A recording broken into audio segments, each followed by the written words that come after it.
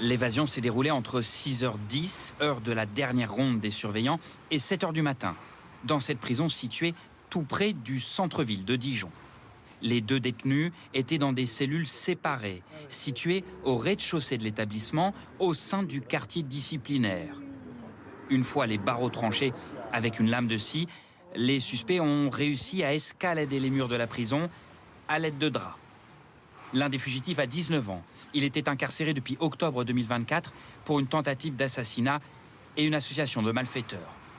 Son complice a lui 32 ans et devait être jugé pour des violences et des menaces contre sa conjointe.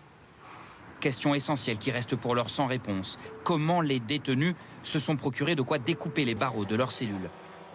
Une livraison par drone est très probable. Les syndicats pénitentiaires avaient, semble-t-il, alerté leur hiérarchie à de nombreuses reprises sur cette problématique. On le dénonce depuis un moment. On espère qu'il y ait cette espèce de filet anti-drone, c'est-à-dire qu'on disposerait au-dessus de la maison d'arrêt qui empêcherait les livraisons par drone. Très vétuste, la maison d'arrêt de Dijon vient tout juste d'être désignée par la chancellerie comme l'un des établissements prioritaires à rénover, avec notamment un renforcement des barreaux de cellules.